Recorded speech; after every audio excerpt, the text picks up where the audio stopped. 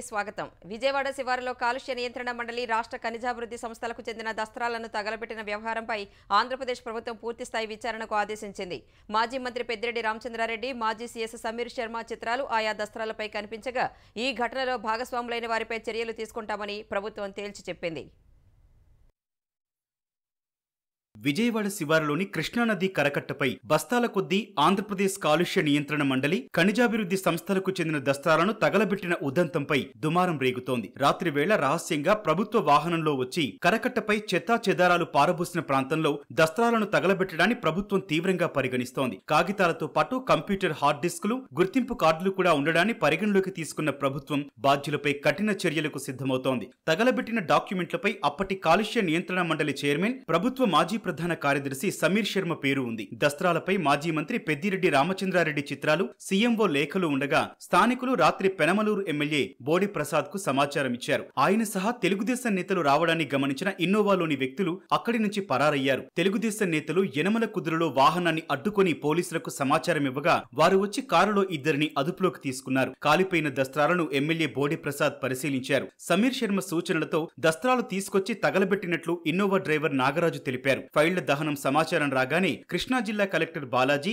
SP Nayeem అస్మి కూడా ఘటనా స్థలానికి వచ్చి పోలీసు పికెట్ ఏర్పాటు చేశారు. పెద్దిరెడ్డి హయాంలో 2022-2023లో చేసిన ఒప్పందాలు, ఇచ్చిన అనుమతుల పత్రాలు దగ్ధం చేసి ఉంటారనే అనుమానాలు వ్యక్తమవుతున్నాయి. పెద్దిరెడ్డి అనుచరులు ఓఎస్డీలుగా పనిచేసిన అధికారుల ఆదేశాలతోనే డ్రైవర్ నాగరాజు ఈ పని చేసినట్లు అధికారులు ప్రాథమికంగా నిర్ధారణకొచ్చారు. సీఎంఓలో పనిచేసిన ముత్యాలరాజు వద్ద ఓఎస్డీ సాయి గంగాధర్, కాలుష్య నియంత్రణ మండలి మాజీ చైర్మన్ సమీర్ శర్మ వద్ద ఓఎస్డీగా చేసిన రామారావు, సెక్షన్ హెడ్ శ్రీనివాస్ పాత్రపై విచారణ చేస్తున్నట్లు సమాచారం. ఈ వ్యవహారంపై శాఖాపరంగా అంతర్గత విచారణ జరుగుతోంది. ఫైల్స్ దగ్ధంపై పోలీసులు రామారావును విచారణకు పిలిచారు. రామారావు ఎక్సైజ్ శాఖలో సుదీర్ఘకాలం పనిచేశారు. కొత్త ప్రభుత్వంలోని ముఖ్యులకు తాను ఓఎస్డీగా వెళ్తున్నట్లు రామారావు ప్రచారం చేసుకున్నారు. కాలుష్య నియంత్రణ మండలిపై సమీక్ష సందర్భంగా ఉప ముఖ్యమంత్రి పవన్ కళ్యాణ్ తో తీసుకున్న ఫోటోతోనూ రామారావు ప్రచారం చేసుకున్నారు. పవన్ సహా కొందరు మంత్రులకు తాను సన్నిహితమని చెప్పుకున్నారని ఎక్సైజ్ శాఖలో చర్చ నడుస్తోంది. గత ప్రభుత్వంలో ముఖ్యులతో రామారావు అంటకాగారని, ఎక్సైజ్ శాఖ ఉద్యోగుల బదిలీల విషయాల్లో అక్రమాలకు తెరతీశారని రామారావుపై అభియోగాలున్నాయి. మరోవైపు పీసీబీ దస్త్రాల దహనంపై ఆరా తీసిన డిప్యూటీ సీఎం పవన్ తక్షణమే వివరాలు అందించాలని ఆదేశించారు. దస్త్రాల దహనం వెనుక ఎవరెవరున్నారని అడిగిన పవన్ బాధ్యులపై చట్ట ప్రకారం చర్యలు తీసుకోవాలని స్పష్టం చేశారు. కేంద్ర బడ్జెట్ను ఈ నెలాఖరున ప్రవేశపెట్టనున్న వేళ ఆంధ్రప్రదేశ్ అవసరాలను ముఖ్యమంత్రి చంద్రబాబు ప్రధాని నరేంద్ర మోదీ దృష్టికి తీసుకువెళ్లారు. ఈ ఉదయం ప్రధానిని కలిసిన చంద్రబాబు ఏపీకి ఆర్థిక సాయం సహా పునర్నిర్మాణానికి అవసరమైన సహకారంపై చర్చించారు. గత ప్రభుత్వ విధ్వంసంతో ఏపీ ఎదుర్కొంటున్న ఇబ్బందులను ప్రధానికి నివేదించారు. కష్టాల్లో ఉన్న ఏపీకి ఆర్థిక సాయం చేయడం సహా మౌలిక వసతుల కల్పన, అమరావతి నిర్మాణం, పోలవరం పూర్తి చేయడానికి తోడ్పాటు అందించాలని కోరారు. అనంతపురం అమరావతి ఎక్స్ప్రెస్ వే నిర్మాణం, కీలక రహదారుల మరమ్మతు, పట్టణ గ్రామీణ పేదల ఇళ్లు, జల్ జీవన్ మిషన్ కింద ఇంటింటికి తాగునీటిపై విజ్ఞప్తులు చేశారు. తర్వాత హోంమంత్రి అమిత్ షాను కలిసిన చంద్రబాబు ఏపీకి సంబంధించిన పలు అంశాలపై చర్చించారు. రవాణా శాఖ మంత్రి నితిన్ గడ్కరీ, గ్రామీణాభివృద్ధి శాఖ మంత్రి శివరాజ్ సింగ్ చౌహాన్లను కలిసిన చంద్రబాబు ఏపీకి సంబంధించిన వినతులను సమర్పించారు. అంతకుముందు కేంద్ర వాణిజ్య శాఖ మంత్రి పీయూష్ గోయల్ను కలిసి ఏపీకి సహకరించాలని కోరారు.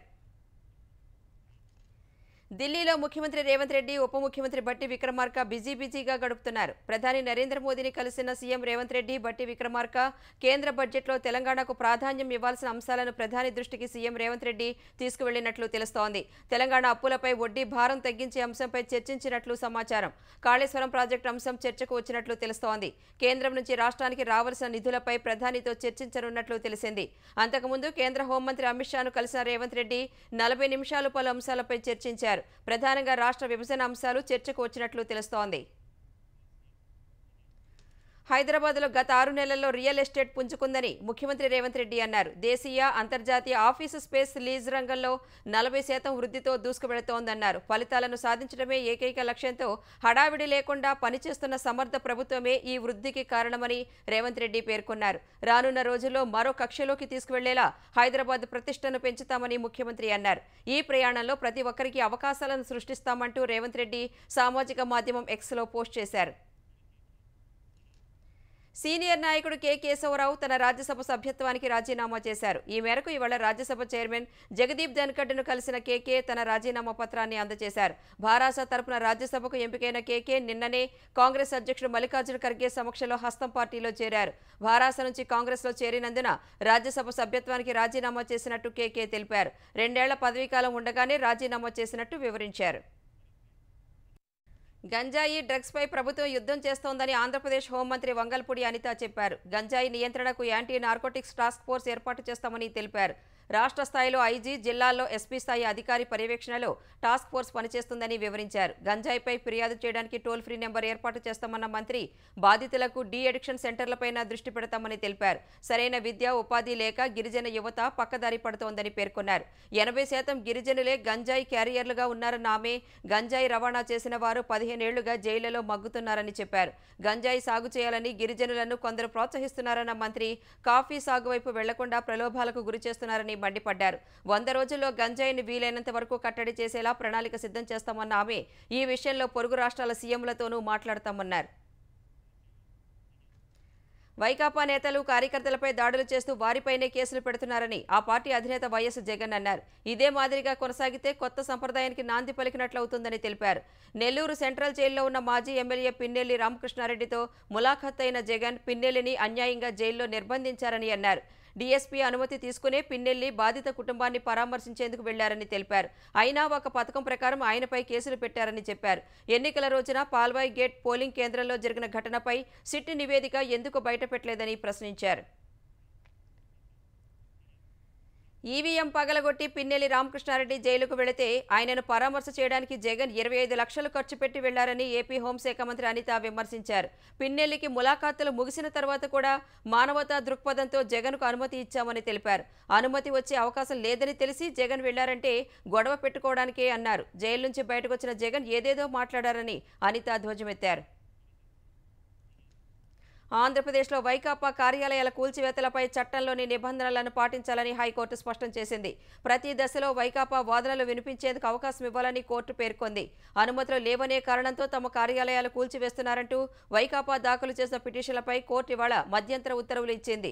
ఈ పిటిషన్పై గతంలోనే విచారణ ముగియగా వివిధ జిల్లాల్లోని వైకాపా కార్యాలయ భవనాల నిర్మాణాలకు అనుమతులు తీసుకోలేదని, నిబంధనలకు విరుద్ధంగా వాటిని నిర్మించారని AP advocate general Dammalapati Srinivas కోర్టుకు వివరించారు. అలా నిబంధనలకు విరుద్ధంగా భవనాలు నిర్మించుకునే ప్రత్యేక వెసులుబాటు రాజకీయ పార్టీలకు ఉండదని ఏజీ స్పష్టం చేశారు. ఆయా నిర్మాణాలపై వివరణ కోసం మాత్రమే అధికారులు నోటీసులు ఇచ్చారని, సమాధానం ఆధారంగానే తుది ఉత్తర్వులు ఇస్తారని ఏజీ వివరించారు. తుది ఉత్తర్వులపై అభ్యంతరం ఉంటే కోర్టును ఆశ్రయించాలని ఏజీ వాదించారు. అయితే భవనాల నిర్మాణ అనుమతి కోసం తాము చేసిన దరఖాస్తు అధికారుల వద్ద పెండింగ్లో ఉందని తెలిపారు. నిర్దిష్ట సమయంలో దరఖాస్తుపై అధికారులు నిర్ణయం తీసుకోకపోతే అనుమతి ఇచ్చినట్టే భావించి నిర్మాణాలను కొనసాగించవచ్చని పిటిషనర్ తెలిపారు. ఇరుపక్షాల వాదనలను విన్న కోర్టు కూల్చివేతలపై చట్టంలోని నిబంధనలను పాటించాలని సూచించింది. వైకాపా ప్రభుత్వం పౌర సరఫరాల శాఖను 36,300 కోట్ల రూపాయల అప్పుల పాలు చేసిందని ఏపీ పౌర సరఫరాల శాఖ మంత్రి నాదెండ్ల మనోహర్ తెలిపారు.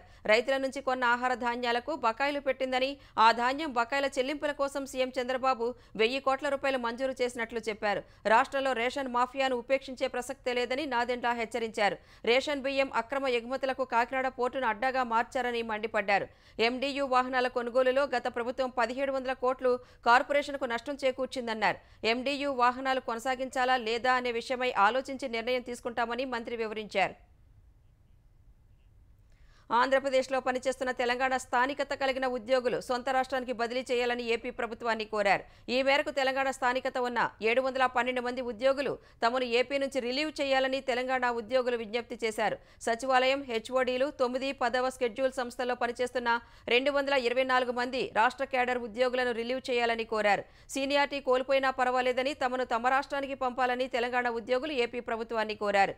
విభజన జరిగి 10 ఏళ్లైనా స్థానికత ఆధారంగా తమను స్వరాష్ట్రానికి పంపకపోవడంపై వారు ఆవేదన వ్యక్తం చేశారు. 2 రాష్ట్రాల సీఎంలు ఎల్లుండి సమావేశం కానున్నందున ఆ భేటీలోనే తమ సమస్యకు ఓ పరిష్కారం చూపాలని ఏపీలో పనిచేస్తున్న తెలంగాణ స్థానికతన్న ఉద్యోగులు కోరారు. టీ20 ప్రపంచ కప్ గెలుచుకున్న భారత జట్టును నేడు భారత క్రికెట్ నియంత్రణ మండలి సన్మానించనుంది. ముంబై చేరుకోనున్న భారత జట్టు ఆటగాళ్లు తొలుత విజయోత్సవ ర్యాలీలో పాల్గొంటారు. నారిమన్ పాయింట్ నుంచి వాంఖడే స్టేడియం వరకు ఓపెన్ టాప్ బస్సులో భారత జట్టు సభ్యులు సాయంత్రం 5 నుంచి 7 వరకు జరిగే రోడ్ షోలో పాల్గొంటారు. వాంఖడే స్టేడియంలో నిర్వహించే సన్మాన కార్యక్రమంలో జట్టుకు ప్రకటించిన 125 కోట్ల నజరానాను బీసీసీఐ అందజేయనుంది. అంతకుముందు వెస్టిండీస్, బార్బడోస్ నుంచి ఢిల్లీ చేరుకున్న జట్టు సభ్యులు ప్రధాని నరేంద్ర మోదీతో సమావేశమయ్యారు. ఈ ఉదయం ప్రత్యేక విమానంలో ఢిల్లీ విమానాశ్రయానికి చేరుకున్న జట్టుకు ఇందిరాగాంధీ అంతర్జాతీయ విమానాశ్రయంలో ఘన స్వాగతం లభించింది. అక్కడి నుంచి మౌర్య షెరిటాన్ హోటల్కు చేరుకున్న జట్టుకు ఘనంగా స్వాగతం పలికారు. టీ20 ప్రపంచ కప్ నమూనా కేక్ను కట్ చేశాడు. అనంతరం జట్టు సభ్యులు ప్రత్యేక బస్సులో లోక కళ్యాణ్ మార్గ్లోని ప్రధాని నివాసానికి వెళ్లారు. అక్కడ ప్రధానికి ట్రోఫీని అందజేసిన ఆటగాళ్లు ఆయనతో ఫోటో దిగారు. తర్వాత ఆటగాళ్లకు అల్పాహారం విందు ఇచ్చిన ప్రధాని వారిని అభినందించారు. భవిష్యత్తులో మరిన్ని విజయాలు సాధించాలని ఆకాంక్షించారు. హాత్రస్ తొక్కిసలాట ఘటనలో సత్సంగ్ నిర్వహించిన బోలే బాబా కోసం పోలీసులు గాలింపు కొనసాగుతోంది. 121 మంది ప్రాణాలు కోల్పోయిన ఈ దారుణ ఘటనపై కేసు నమోదు చేసిన పోలీసులు ఇప్పటి వరకు 6గురిని అరెస్టు చేశారు. బోలే బాబాగా పేరొందిన జగద్గురు సాకార్ విశ్వహరి మైన్పురిలోని కుటీర్ చారిటబుల్ ఆశ్రమంలో ఉన్నట్లు ప్రచారం జరగగా అక్కడ పోలీసులు గాలించారు. అయితే అక్కడ ఆయన లేరని పోలీసులు తెలిపారు. ఆశ్రమంలో 50 మంది వరకు సేవాదారులుగా పిలిచే అనుచరులు మాత్రమే ఉన్నట్లు వివరించారు. బాబా రాజస్థాన్ పరారైనట్లు ప్రచారం జరుగుతోంది. తొక్కిసలాట ఘటనపై బుధవారం ప్రకటన విడుదల చేసిన బోలే బాబా తరపు న్యాయవాది అసాంఘిక శక్తుల కుట్రే కారణమని ఆరోపించారు. బాబా వెళ్లిపోయిన తర్వాతే ఘటన జరిగినట్లు పేర్కొన్నారు. ప్రభుత్వం చేపట్టే దర్యాప్తునకు బాబా సహకరిస్తారని తెలిపారు.